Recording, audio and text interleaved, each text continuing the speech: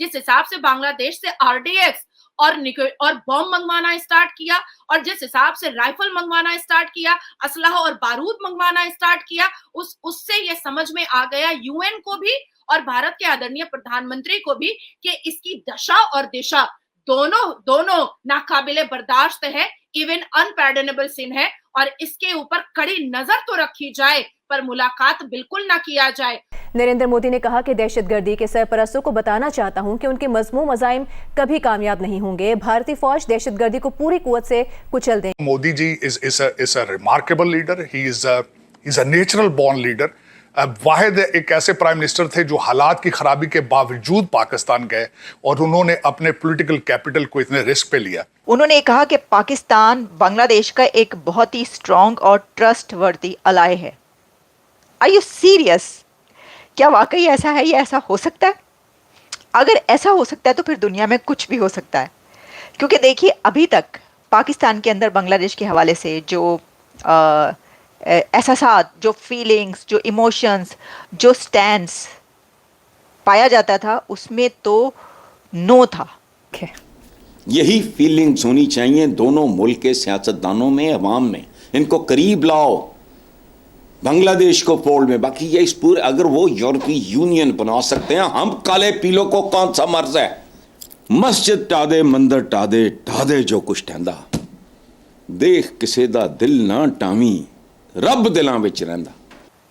Impossible था कि पाकिस्तान के मिलिट्री, उसकी स्टैब्लिशमेंट या उसकी गवर्नमेंट या उसके पॉलिटिशियंस भी बांग्लादेश के हवाले से कुछ ऐसा सोच सकें कि उनसे कभी ताल्लुक बन सकता है। उनकी तरफ देखना भी मना था, बांग्लादेश की तरफ, कि जी देखें जो 1971 में हुआ, पाकिस्तान का हिस्सा अलहदा होकर टूट गया पाकिस्तान और बांग्लादेश बन गया, तो ऑब्वियसली इस सिचुएशन में हालात, दोनों कंट्रीज़ के हालात तो ताल्लुकात नहीं रह सकते थे, लेकिन बाद में भी कभी उनको ठीक करने की। लेकिन अब आप ये समझ लें कि ये जो शिफ्ट है ये टोटली ऑपोजिट है।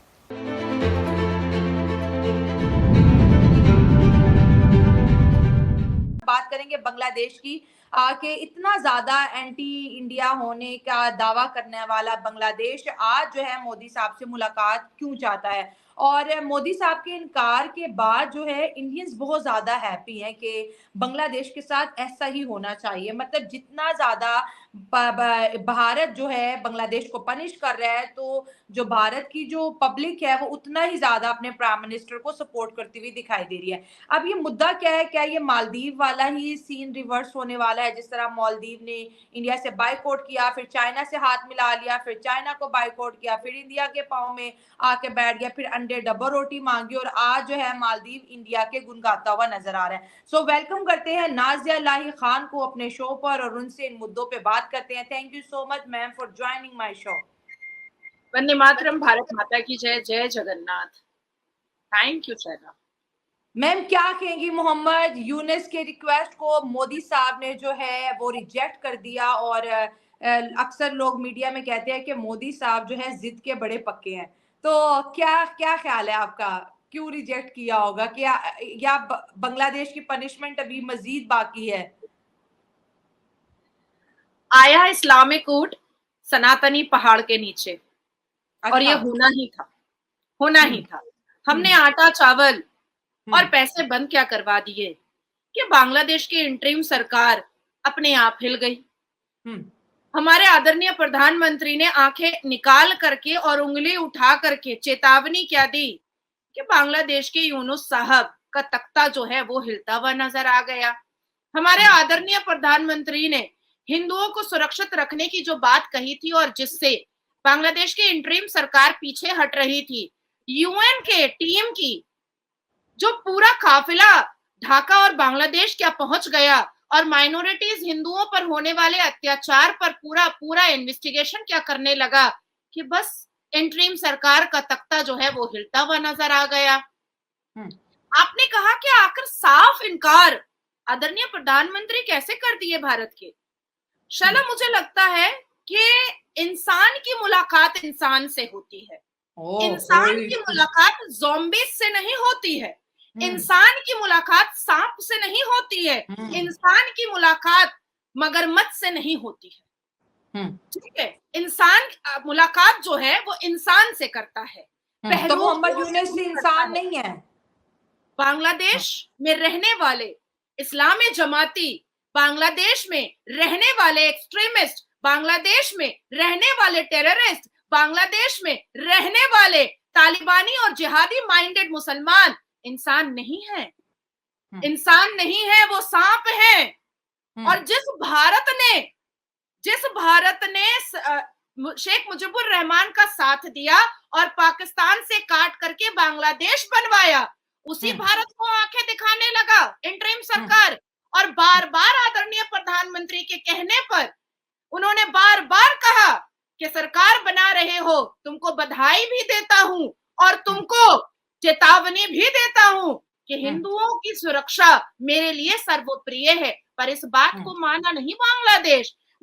लेकिन अगर मोहम्मद यूनुस की बात करें और जैसे जमात इस्लामी की आपने बात की, तो उन्होंने भी बांग्लादेश के अंदर होने वाले प्रोटेस्ट और जिस तरह से ह्यूमन राइट्स की वायलेशन हुई थी उसको कंडेम किया था। लेकिन यहाँ पर बांग्लादेश और मोदी साहब की मुलाकात को जो है मीडिया बहुत ज्यादा इंपॉर्टेंस दे रहा था कि हो सकता है कि कोई गुत्थी जो है वो सुलझ जाए। लेकिन उनका मोदी साहब के जो टीम है उनका ये भी कहना है कि उनका जो 3 दिन का दौरा है उसमें वो बहुत ज्यादा बिजी रहेंगे, तो कोई टाइम जो है नहीं मिल रहा। अगर यही ताल्लुकात हम शेख हसीना के जमाने के देखते हैं तो मोदी साहब उनको हर छोटे बड़े प्रोग्राम के अंदर भारत से जो रिलेटेड होता था उनको इनवाइट करते हुए नजर आते थे।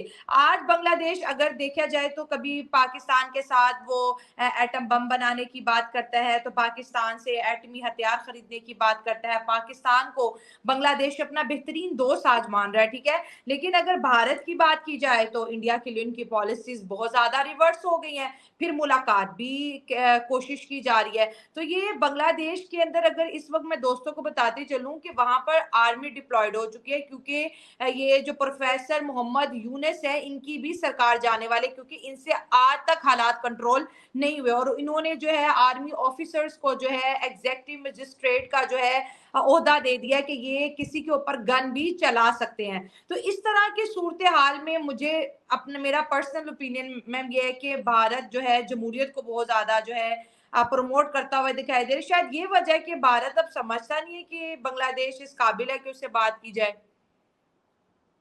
बहुत ही महत्वपूर्ण और बहुत ही इम्पोर्टेंट अमेरिका में जो मीटिंग होने वाली है वो बहुत इम्पोर्टेंट है शायद। लेकिन इस इम्पोर्टेंट और महत्वपूर्ण मीटिंग में भी अगर बांग्लादेश की वजीर आजम शेख हसीना होती तो 2 घंटे का भी समय हमारे आदरणीय प्रधानमंत्री जरूर निकालते, क्योंकि शेख हसीना एक संवैधानिक महिला थी।